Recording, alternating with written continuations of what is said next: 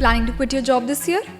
Wait, before you jump ships in 2025, listen to me very carefully because this year, holding on to your current job might actually be the smartest decision you'll ever make. And it isn't just about settling, it's actually about a solid strategy that I am going to tell you. And if you are someone whose feed is full of people quitting their jobs, chasing all the greener pastures in life, hold on because it is not the time for game changers. It is actually the time for game savers. And your current job might actually be the quiet lifeboat that you didn't even know you needed this year.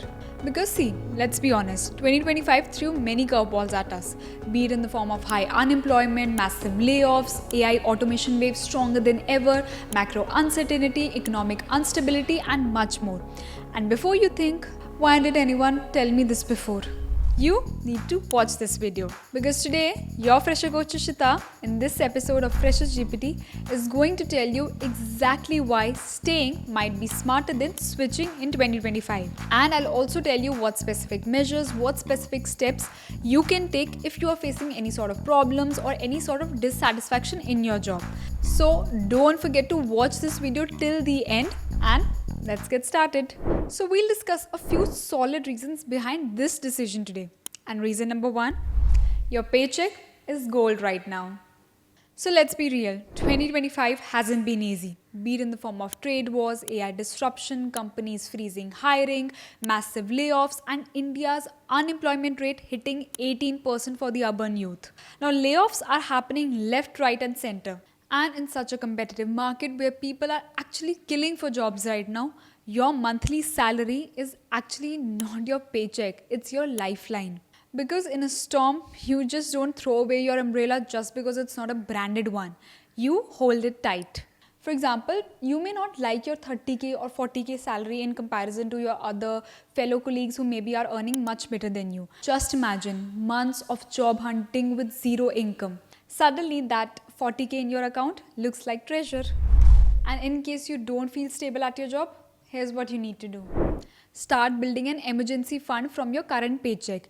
Even starting with 500 or 1000 rupees a week will build your cushion for a long run. Start a side income which is aligned with your specific skills. Now it can be content, it can be any sort of freelancing, tutoring, etc. And always remember to track your expenses so that you are not blindsided when a layoff happens. And reason number 2, if you are still learning, that's priceless. See, a job that teaches you is way more valuable than a job that just pays you. And trust me, skills are the real job security in 2025. See, I get it. I know that everyone keeps on saying that AI is eating our jobs, AI is going to take away all our jobs. You also need to understand that it is also creating new ones for us. And if your current job is giving you exposure to trending tools, new projects, soft skills like leadership, then you are winning more than you realize. For example, you may be not in your dream role right now, but if you are learning Gen AI, SQL or any sort of client handling, then you are compounding value for your long-term career. And in case your job isn't teaching you much, here's what you can do. Upskill on the side or volunteer for projects which are outside your core work. Ask your manager if you can shadow a senior colleague on any sort of new projects. See, either use free platforms or use your salary to fund certifications and learn courses which are available online. And reason 3, work-life balance exists somehow and it's actually a rare privilege. See, the real luxury in 2025 isn't a fancy job title. It's actually logging off on time. And if you're in a job where you can log off at 6 p.m., you don't wake up to Slack at midnight, you are not carrying your stress or any sort of burden to your dinner table, then protect it like treasure. Because in today's all hustle and bustle culture, peace is an underrated currency. For example, a friend of mine recently switched her job for a 20 to 25% hike. And right now, she's on 9 p.m. calls daily. And if you ask me, her hike is actually going in her therapy bills. And if your job eats your life, this is what you need to do. Firstly, start time blocking, which simply means that you need to firstly complete your urgent task first and push the non-important ones for later. Learn to say, I'll deliver this tomorrow morning when I'm done with the XYZ project, instead of burning out.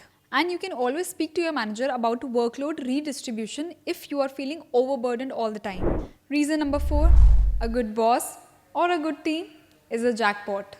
See, it's not me, but stats show that engaged teams are 43% more productive. Why? Because if you have a manager that supports you or a team that isn't toxic, that is very rare today.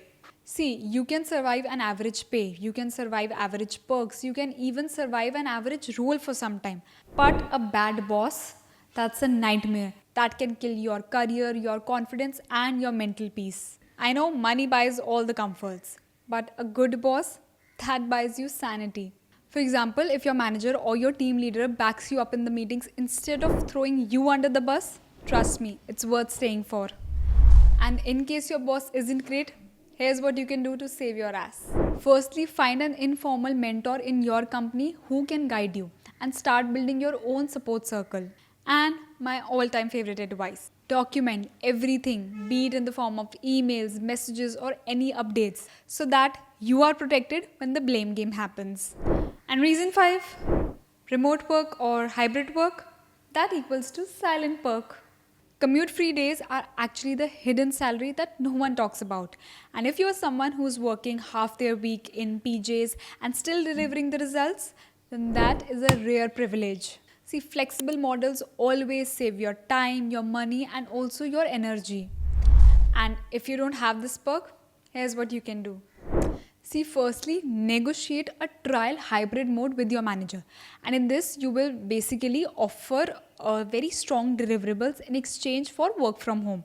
And you can do this simply by saying that I will definitely or I will surely deliver XYZ if I can work from home twice a week. And even if full work from home mode is not possible, what you can do is negotiate for flexible hours. For example, arriving early or leaving early. And in case any of this is not possible, my personal advice, use your commute time productively. For example, you can listen to podcasts, you can complete any courses, or you can also utilize this time to make your networking calls, which will obviously save your time while you reach your office. And reason 6, if you are building something tangible. See, if your work is visible, be it in the form of projects, client deals, any sort of campaigns, dashboards, meetings, then you can never be invisible. And this visibility builds your credibility for any sort of future hikes, roles, or promotions.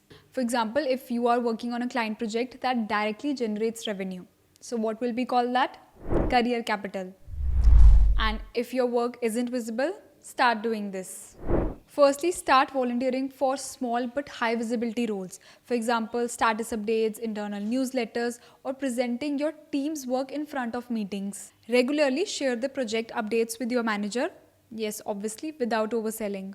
And start asking for opportunities in specially client-facing or cross-departmental projects. And if you are someone who's feeling invisible at work and wants to know exactly how they can build their presence and their visibility at work, then don't forget to check this video of mine. And I'm sure you won't stay invisible anymore after this. And reason 7, if growth paths somehow exist in your company. See, switching jobs isn't always the only way to grow. Many companies invest in internal mobility as well. For example, training, lateral moves, or cross-project opportunities. And if your company is someone that has that ladder, don't throw it away for a flashy but a flaky offer outside. And if you don't see growth internally, here's what you can do. Speak to the HR about your future career path, or you can also create your mini growth plan with your manager. And always keep your LinkedIn active. So in case your company lacks any sort of growth, external opportunities should always know that you exist. And the next reason, mental peace beats the random hustle. See, the grass always looks greener on the other side until you realize it's fake turf. Not every switch is a glow up. Many people I know left their stable jobs in 2023, 24, all chasing hype. See, peace, clarity, and steady progress will take you further beyond more than chaos and burnout. So firstly, start building routines, start exercising, develop hobbies, develop different interests, and start taking breaks to protect your mental peace. Learn to say no without any sort of guilt. And if your burden feels unbearable, quietly start applying elsewhere while you are still employed. And the next reason, if your job aligns with your bigger goal. See, if your current role contributes to even 20% of your long-term career plan, then don't underestimate it. You are not stuck, you are just being strategic here. And if it doesn't align right now, use your current job as a stepping stone. Update your profile, build networks, fund certifications, and then quietly pivot when it is the right time. Align at least one part of your current job with your dream skill. And lastly, flashy offers can be traps. Yes, I agree. New roles may come with a shiny salary or a lucrative salary. But what they can also include is longer hours, unpaid work, zero growth, unstable teams, which is something everyone tends to ignore when they are at the start. And data shows many professionals who switched their jobs in 2023 and 24 are back on the job market in 2025 regretting their choices.